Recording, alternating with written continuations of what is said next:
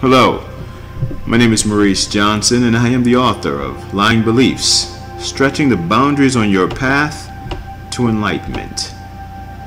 Okay, today's topic of discussion is going to be about awareness, something I'm big on. I think it's very important that we become more aware of just that, our awareness.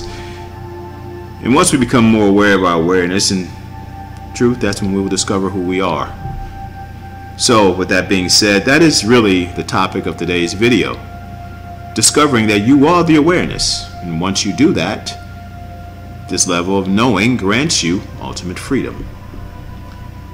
Okay, let's get started. We think of ourselves as humans searching for a spiritual awakening when in fact we are spiritual beings attempting to cope with a human awakening. Seeing ourselves from the perspective of the spirit or soul, which is who we are, will help us to remember why we came here and what we came here to do. In other words, what is our sole purpose for being here? So, with that being said, allow me to ask you a question. Do you think we should explore the possibility that there may be something more substantial to who we are than what we have been conditioned to believe? Now, what's interesting is most human beings will reply with the following. Well, if there's something that is supposedly more substantial is not tangible, then how can it be real?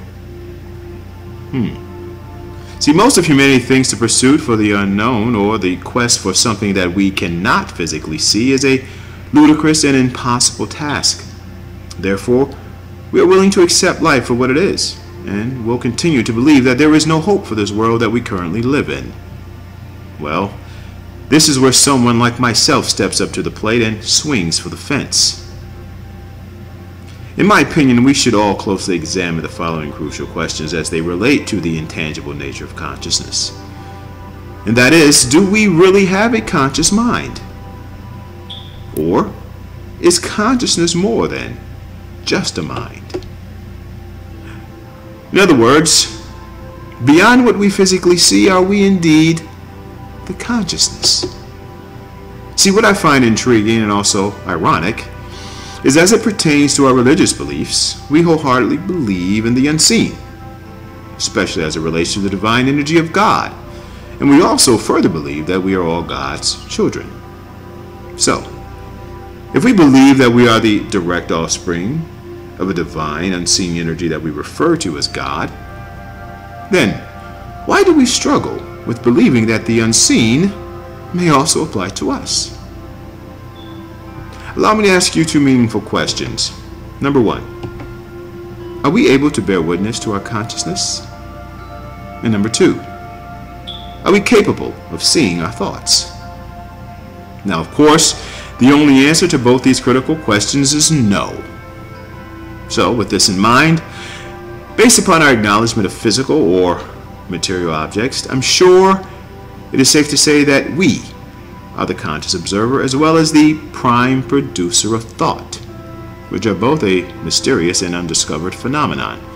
Therefore, if we are deemed as the conscious observer as well as the producer of untouchable thought, then shouldn't we at least entertain the possibility that we are the unseen force behind both these mystifying phenomena? In other words, it seems to be practical that only an unseen energy would have the capability of generating the untouchable energies of consciousness and thought. See, we have been conditioned to believe that consciousness is only based upon one's awareness. Therefore, since we are unaware that the real nature of consciousness is really defined by energy, we human beings lack the necessary conscious energy of knowing what actually defines us. Sincerely signed, No More Ego LLC. Please, I invite you to come visit my website at www.lyingbeliefs.com.